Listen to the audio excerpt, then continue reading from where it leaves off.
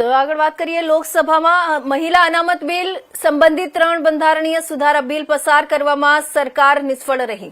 21 કલાકની ચર્ચા પછી બંધારણીય સુધારા બિલ પર પહેલા મતદાન થયું। બંધારણ 131મો સુધારા બિલ 2026 જેમાં બેઠકોની સંખ્યા 850 સુધી વધારવાની જોગવાઈ હતી, તેના પક્ષમાં 298 મત અને વિરોધમાં 230 મત મળ્યા છે।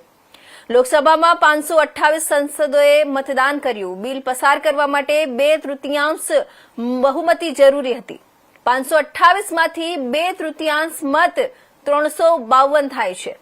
પરિણામે બિલ 54 મતોથી પસાર થઈ શક્યું નહીં। ત્યારબાદ સરકારે બાકીના 2 બિલ બંધારણ બિલ 2026માં સીમાંકન સુધારો અને કેન્દ્ર શાસિત પ્રદેશો કાયદા સુધારા બિલ 2026 પર મતદાન કરવાનો ઇનકાર કર્યો।